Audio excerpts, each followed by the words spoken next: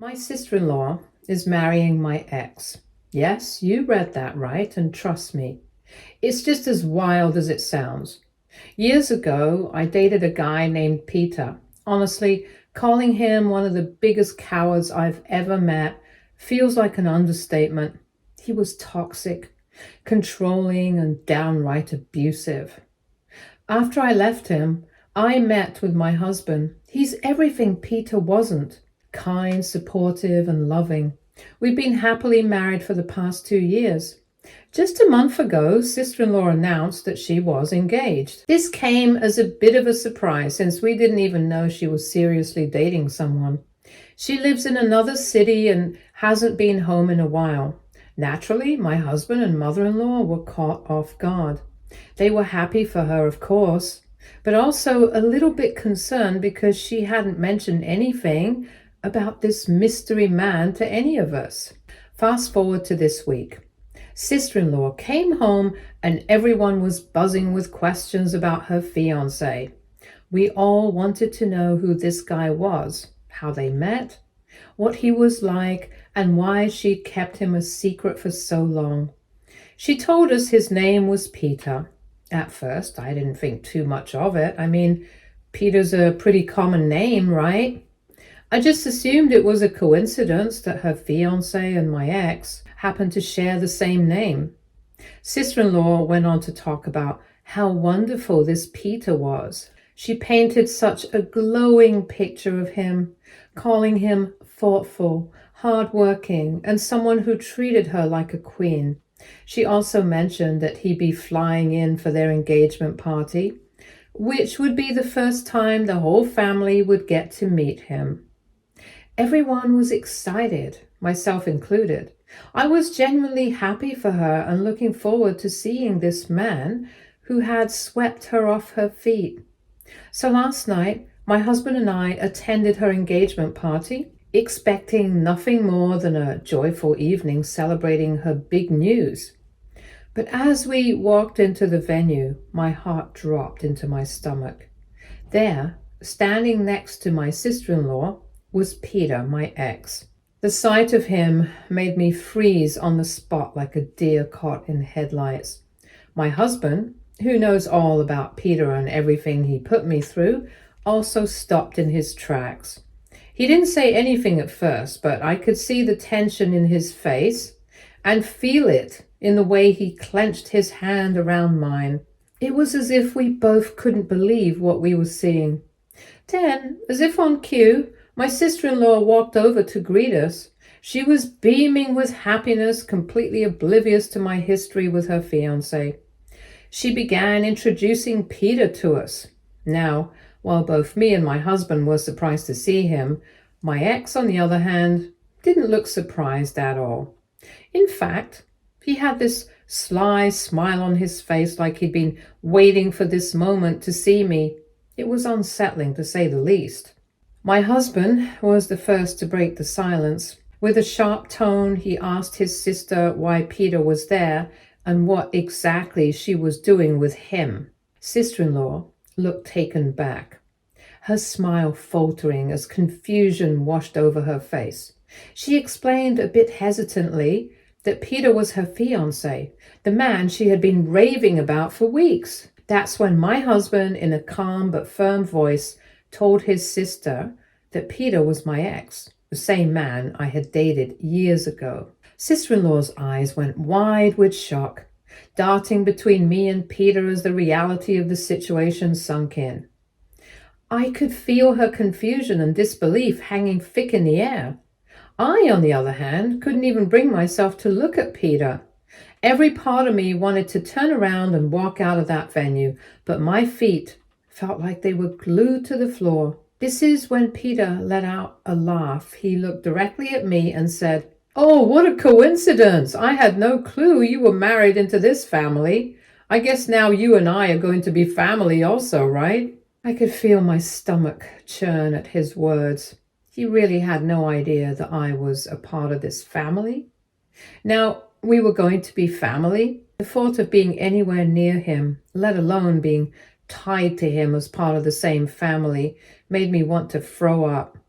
Peter didn't stop there. He turned to my husband and sister-in-law, putting on this fake, over-the-top expression of surprise. I mean, wow, this is as much of a surprise to me as it is to you guys, he said, acting like this whole thing was some bizarre joke.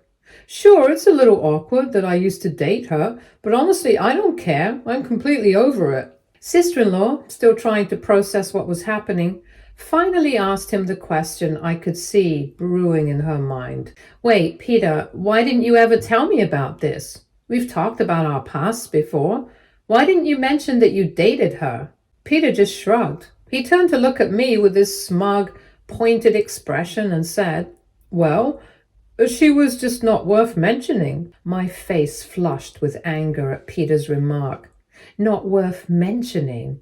The audacity. This was the same man who lived in my apartment rent-free, jobless, and utterly dependent on me for over a year and a half.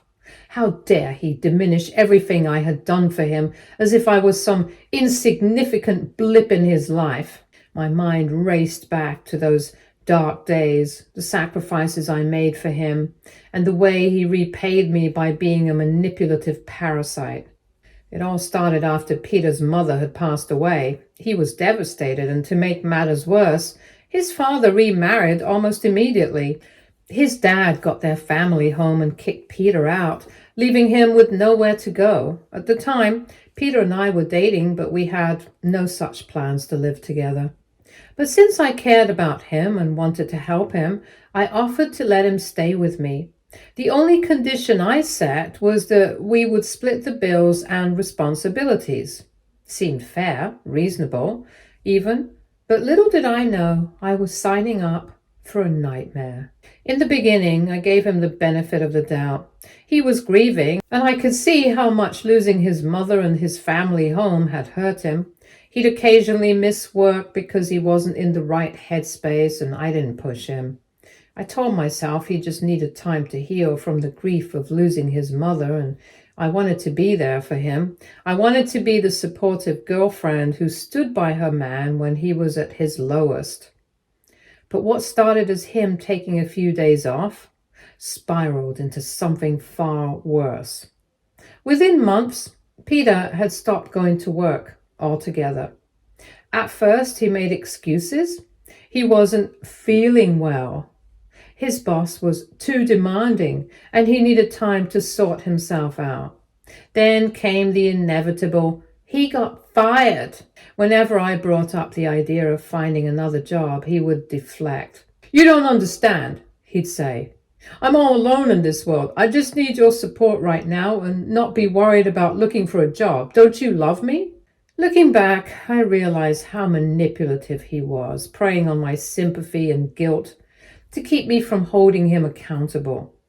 I was so blinded by my desire to help him that I didn't see how one-sided everything had become. While I was out working long hours to pay the rent, put food on the table, and keep the lights on, Peter was at home.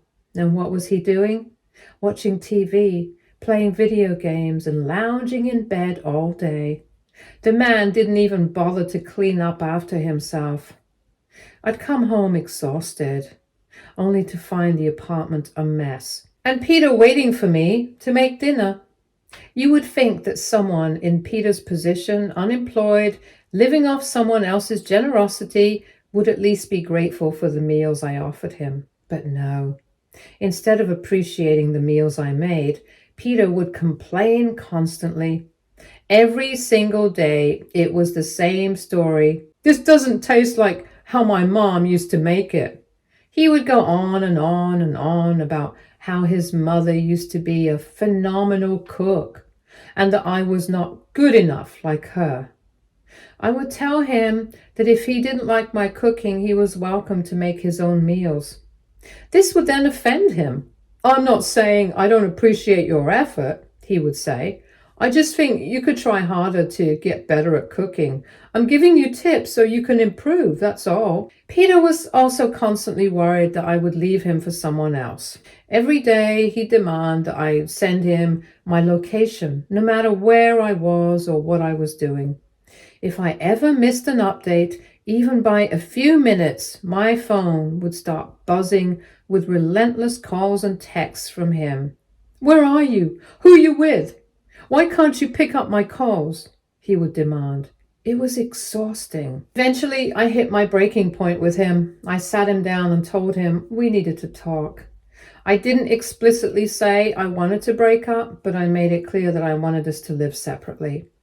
I told him how I was tired of holding everything down and didn't want to be responsible for taking care of him any longer. "I think we both need some space," I told him, hoping he'd take it as a wake-up call to change his ways.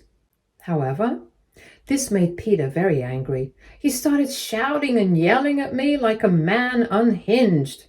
He accused me that I must have found someone else. According to him, the only reason I dare ask him to move out was so that I could sleep with another man in my house. I pointed out to him how ridiculous his accusations were.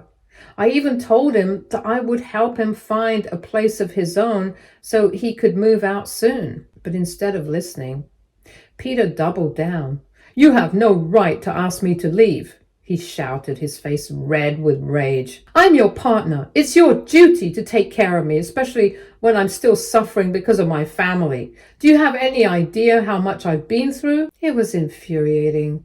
He wasn't taking responsibility for anything, instead playing the victim card yet again. I refused to let him manipulate me this time. "I've done more than my share for you, Peter," I snapped. "I'm done being taken for granted. You need to go." That week, Peter eventually moved out. I thought maybe, just maybe, he might finally accept the situation, but my relief was short-lived. Without my permission, he used my card to withdraw a couple $100 from my bank account. When I saw the bank statement, my blood boiled. I had completely forgotten he still had my card, and he took full advantage of it before leaving. After everything I had done for him, supporting him financially, emotionally, and even offering to help him move, this was how he repaid me? Stealing from me on his way out? It was a slap in the face, and it confirmed everything I already knew about Peter. He was selfish, entitled, and incapable of appreciating anyone who cared for him. When I questioned him about it, he acted oblivious at first and refused to accept that he had taken the money. I threatened to take him to the police, and this is when Peter scared me by saying how he would leak all the private pictures and videos he had of me if I didn't let him have the money. I was stunned. Peter continued to reveal that he had stored all our private moments in his drive, and that he would send it to my family and friends and even post them online just to put me in my place. I was appalled. How could someone stoop so low? I had stood by him when he was at his lowest, supported him financially, cooked for him, cleaned up after him. And this was how he chose to repay me? Not just by stealing my money, but by threatening to destroy my life in the most vile way imaginable?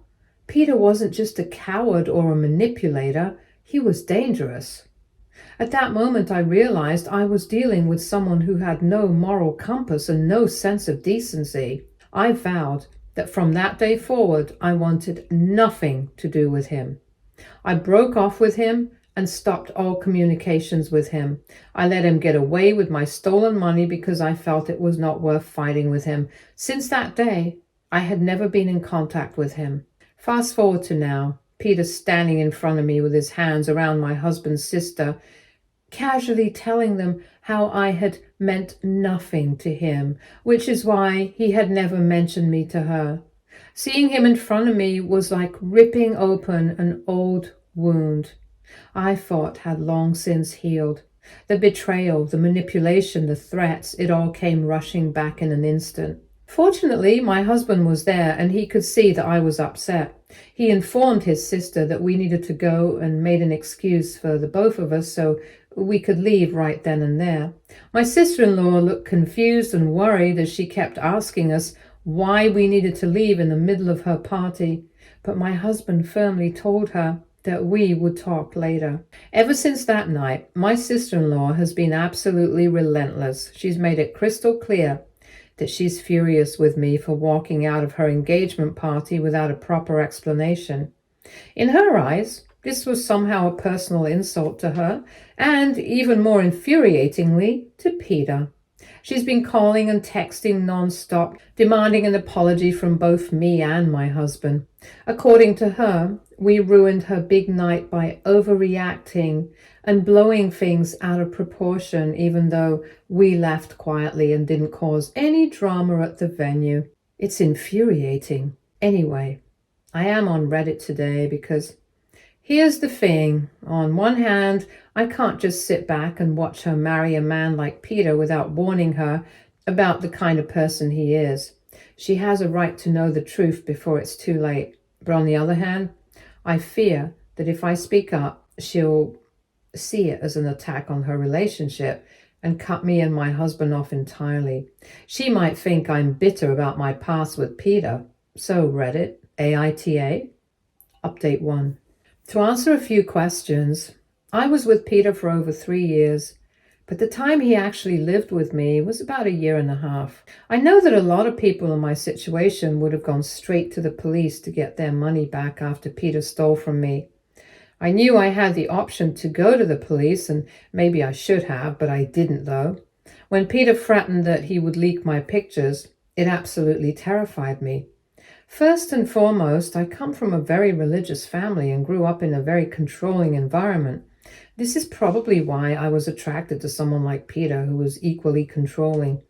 I was young and naive, and the pictures Peter had of us were private, personal moments. Never in my wildest dream did I think that he would one day use them against me. If he ever leaked them, it wouldn't just hurt me, it would tarnish my family's reputation too. Peter knew this too, which is why he knowingly threatened me with it just to get me off his back after he stole my money. As for my relationship with my sister-in-law, it's not like we're close. She lives in another city and we don't talk that often. I guess after our breakup, Peter must have moved to the same city where my sister-in-law lives.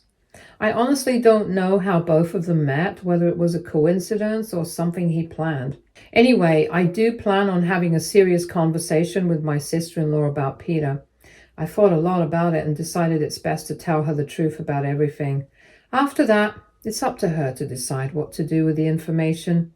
But I won't be able to live with myself if I don't at least try to warn her. I just hope she understands that this isn't coming from a place of trying to break them apart, but rather from a place of wanting to protect her from someone who has hurt me in ways she doesn't know yet. Update 2. I met with sister-in-law this week. I had been stewing over the right words to say for days, trying to figure out how to explain to her about everything. But before I even had the chance to speak, she told me that Peter had already apologized to her for not being upfront about his past with me. She said that after the engagement party, they had talked and now she knew everything. I braced myself as I asked her exactly what Peter had told her. I already had an inkling that he must have lied to her and would have never told her the entire story. And unfortunately, my instincts were right. Sister-in-law went on to explain what Peter had told her, that he and I were never serious and that our relationship was nothing more than a fleeting thing. In fact, he told her that I was the one who had abused him and taken him for granted after his mother had passed away and left him homeless on the streets. He had turned the whole story around and made me out to be a villain. She told me that she was disgusted after learning the truth about me. However, she was willing to not tell my husband and the rest of the family about my true nature based on Peter's versions of events, but only if I agreed to her demands. I was taken aback. First of all, I had never wronged Peter. Secondly, she was taking his side without even asking me for my version of events.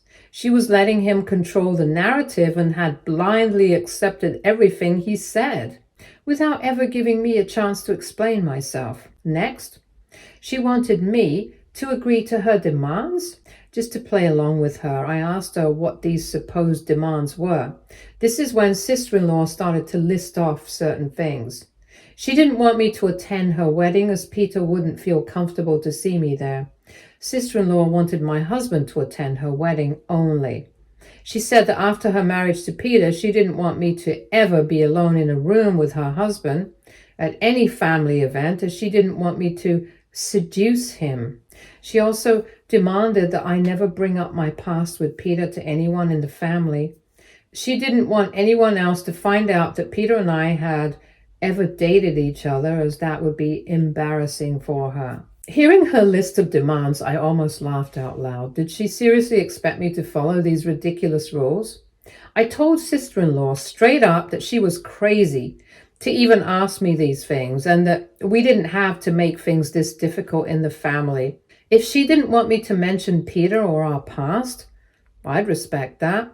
But telling me I couldn't attend her wedding, or worse, that I couldn't even be in the same room as him, was just too much. I also asked her as calmly as I could manage if she had made any similar demands of Peter. Did he have to follow any rules about what he could say or do around me? Of course not.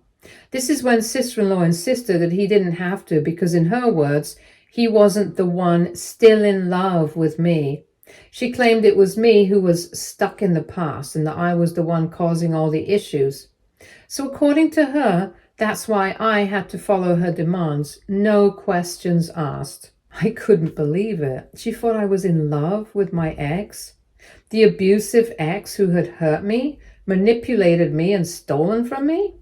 I told sister-in-law straight up that she had no idea who she was getting married to. She was so quick to believe everything Peter had told her, and yet she wasn't even giving me the chance to speak my side of the story.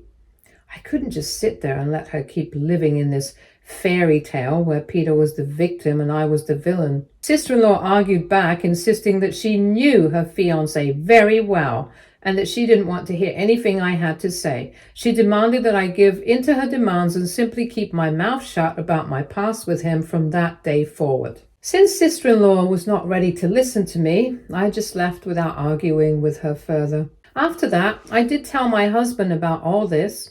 He's just as upset as I am, and since then my husband has tried to reach out to his sister, hoping to get through to her and have a real conversation.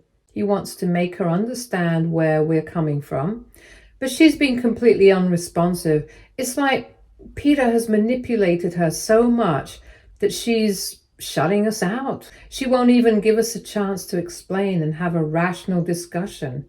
It's frustrating and painful, especially because she's family and she has never behaved like this before. We just don't understand how she can be so quick to close the door on us.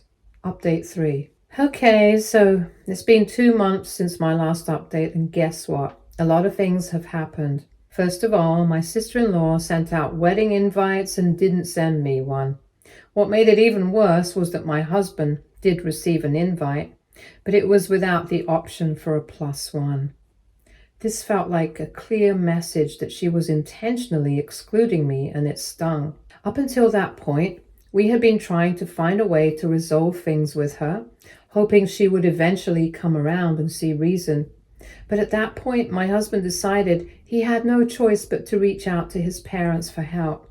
We knew we had to let them know the truth about Peter and our past, especially considering how sister-in-law was treating me.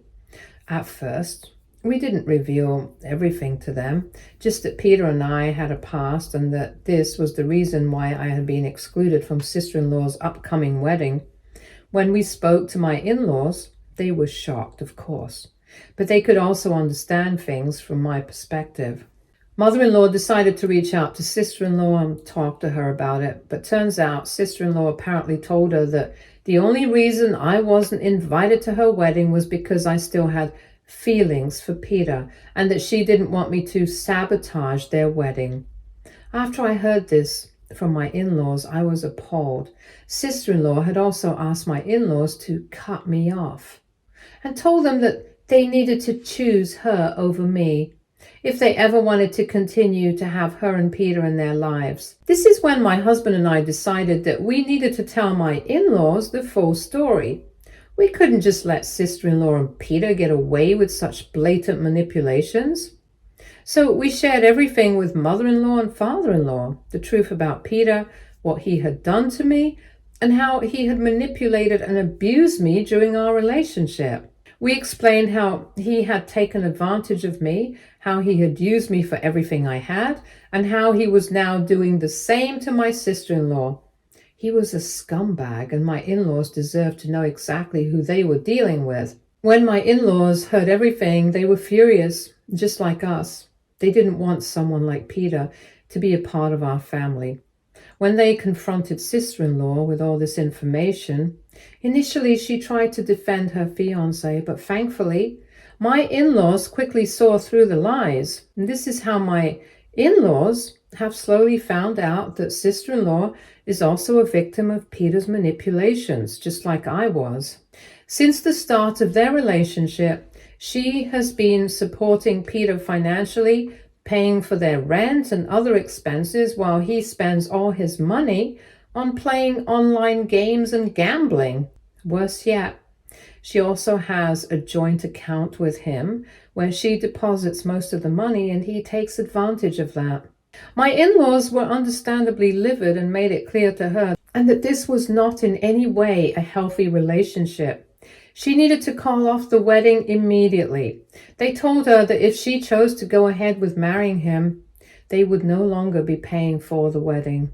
Mother-in-law warned her that they would be calling the caterers, the venue, the bakers, and canceling everything since they had paid for it. They also made it clear to sister-in-law that if she went through with the wedding even after this, she would then be completely cut off from their inheritance. Father-in-law firmly told her that he didn't want someone like Peter to benefit from what he was working so hard for. In the end, my sister-in-law had no choice but to agree to their demands. Currently, she has called off the wedding reluctantly, and while I'm sure she's furious with me, she hasn't reached out to me yet. I don't know where we stand now, but at least I know that my in-laws now know the truth about Peter. I feel a sense of relief that sister-in-law will no longer be marrying that man. I'm sure things will never be the same between us, but at least I did everything I could to make sure she didn't make the same mistakes I did. Update 4. A week after the wedding was called off, Peter reached out to me. And this time, he sent me an email to my work address, which he probably found from my LinkedIn page since I have him blocked from everywhere else. In the email, Peter wrote that I had ruined his life, that I was the reason he wasn't going to marry my sister-in-law, and that I had taken away his one chance for a better life. He accused me of interfering in his plans, and went on to say that he would find a way to get back at me and make me suffer for what I have done to him. Reading his words made my blood run cold. His anger was palpable and his threats were so similar to the things he had done to me in the past. Manipulative, aggressive, and vengeful. I could feel my heart racing as I thought about what he could potentially do next, especially if he still had those intimate pictures of us. It terrified me to think that he might use them to get back at me, just as he had threatened before. I showed the email to my husband, and when he read it, he was absolutely livid. After discussing it together, we both have agreed that we can't let Peter get away with this anymore. We've decided it's time to teach him a lesson once and for all.